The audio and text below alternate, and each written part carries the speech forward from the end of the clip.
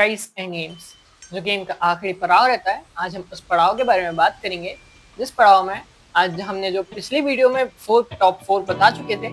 आज हम उसी वीडियो को कंटिन्यू करेंगे पार्ट सेकंड से, जिसमें आज हम जो बाकी के 4 टॉपिक्स थे, आज हम उन टॉपिक्स के बारे में कवर करेंगे। तो मेरा नाम है गौरव और आ जाते हैं हम हमारी स्क्रीन पर। तो जैसा कि आपको ये बोर्ड दिख रहा है, यहाँ पर तो एक सिंपल सा बोर्ड है जो कि ओपनिंग स्टार्ट कर रहा है, बट हमें ओपनिंग नहीं, हमें अपने एंड गेम के बारे में बात करना है। दैट्स व्हाई हम आ जाते हैं हमारे अगले बोर्ड की तरफ। तो जैसा कि आपको ये बोर्ड में दिख रहा है, ये यहाँ पे एक रैंडम पजल जमी हुई है। यहाँ पे फिलहाल ब्लैक का मूव है।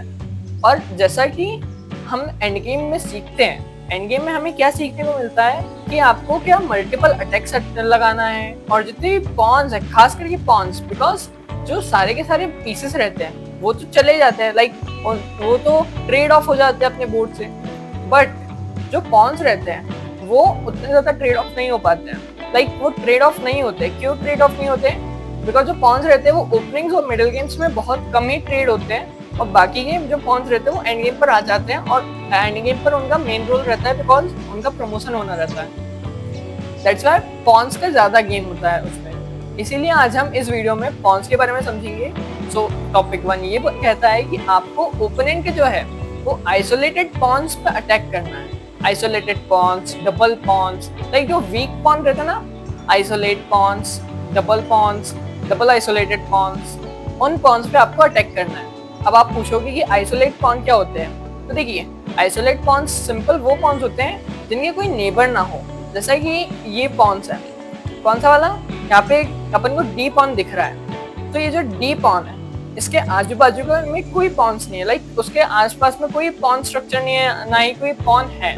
वहाँ के जो पॉन्स है आइट साइड के, वो सारे ट्रेड ऑफ हो चुके हैं। दैट्स व्हाई ये जो डी पॉन है उसका कोई नेबर नहीं है। सो हमें उस पॉन पे अटैक करना है जिसका कोई नेबर ना हो।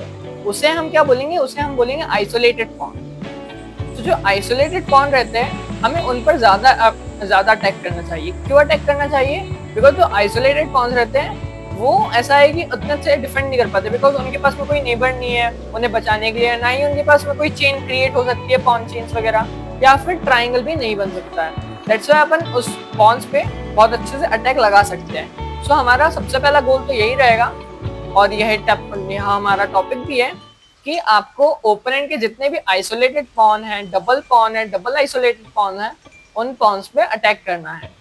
और ऐसा है कि अगर आप ओपनिंग में, ज्यादातर ओपनिंग्स में, अगर आप ओपोनेंट के पॉन चेन को वीक करोगे, लाइक ओपोनेंट के जो पीसेस है ऐसी जगह पे ट्रेड ऑफ करोगे कि ओपोनेंट के जो पॉन्स है वो डबल हो जाए, सो वो एक बहुत अच्छी अपॉर्चुनिटी रहेगी आपकी। लाइक अगर यहाँ पे नाइट है, मान के चलिए यहाँ पे नाइट है और यहाँ पे बिशप आपका, सो आप इस बिशप से नाइट को टेक कर लीजिए, बिकॉज यहाँ पे उसके पास डिफेंड करने के लिए पॉन ही है।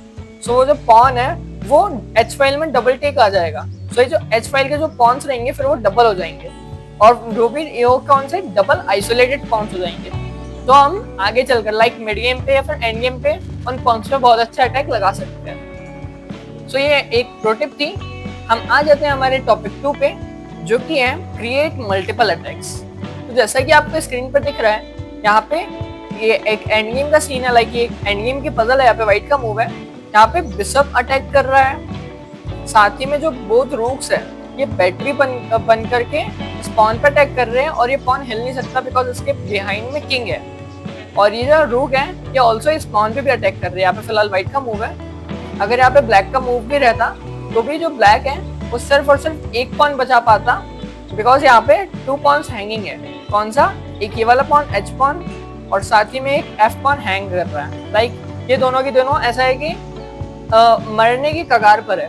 सो यहाँ पे अगर यहाँ पे व्हाइट का मूव भी रहता, लाइक अगर यहाँ पे ब्लैक का मूव भी रहता, तो ब्लैक या तो रूक मूव करता for defending the pawn, this pawn, but अगर वो इस पॉन पे भी डिफेंड करता तो हम इस पॉन को टेक कर लेते। और अगर आप बोलते ही ये कोई दिक्कत नहीं है, यहाँ पे बिशप आ जाता बचाने के लिए, अगर बिशप यहाँ पे आ भी जाता तो भी हम इस पॉन को टेक कर लेते। लाइक यहाँ पे एक वन पॉन जो है वो फ्री मिल रहा है, इसीलिए हम आराम से उस चीज पे टेक कर सकते हैं। तो जैसा कि यहाँ पे व्हाइट ने करा कि उसने इनडायरेक्टली मल्टीपल अटैक्स को क्रिएट करा है, सो हमें भी यही करना है। हमें हमारे जो एंड गेम है उस चीज में हमें ये चीज को अप्लाई करना है कि आपको एंड गेम पे मल्टीपल अटैक्स को क्रिएट करना है। आप जितने ज्यादा अटैक्स क्रिएट करोगे उतना अच्छा आपके लिए, तो पोजिशनल प्ले के लिए बहुत अच्छी बात होगी। तो आ जाते हैं हम हमारे टॉपिक 3 पे।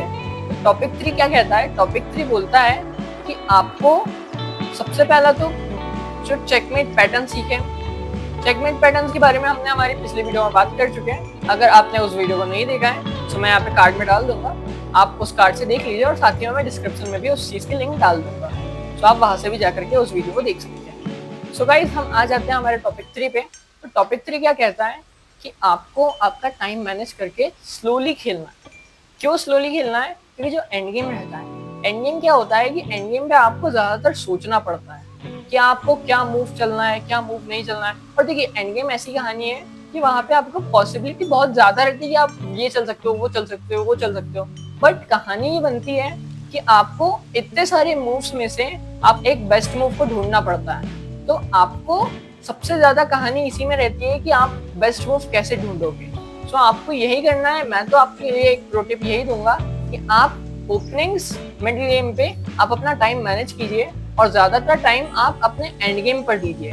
बिकॉज जो एंड गेम रहता है वो बहुत हैवी रहता है, लाइक उसमें बहुत सारी पोजिशनल्स रहती है कि आप यही चल सकते हो, ये चल सकते हो, ये चल सकते हो, बट आपको उस चीज में बेस्ट मूव ढूंढना पड़ता है। सो आपको बेस्ट मूव ढूंढने के लिए आपको कुछ अच्छी टाइम देना पड़ेगा, लाइक वहाँ पे आपको टाइम देना पड़ेगा।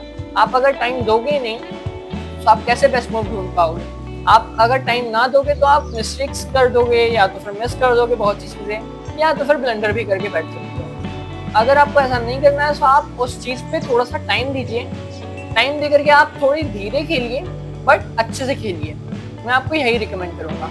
और आ जाते हैं हम हमारे टॉपिक 4 पे, जो कि है कि अगर आप ज्यादा प्रैक्टिस नहीं करेंगे, लाइक आपने अगर मिडिल गेम्स की पजल सॉल्व नहीं करी है, मिडिल गेम्स के बारे में पढ़ा नहीं है, मिडिल गेम्स के बारे में अगर आपने अच्छे से समझा नहीं है, लाइक मिडिल गेम्स, ओपनिंग, इन सब के बारे में अगर आपने अच्छे से पढ़ा नहीं है तो आप अच्छे से नहीं कर पाओगे। और खास करके एंड गेम पे अगर आपने पजल सॉल्व नहीं करी है तो आप डेफिनेटली उस चीज़ को मिस कर दोगे। क्यों मिस कर दोगे? मैं ऐसा क्यों बोल रहा हूँ? क्यों?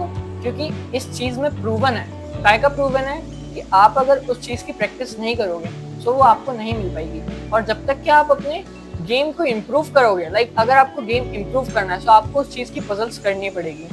सो आप क्या कीजिए कि आप आपके ऐप्स में जाइए, कोई भी सॉफ्टवेयर पर जाइए, और वहाँ पे आपको पजल पे थीम का ऑप्शन मिलेगा।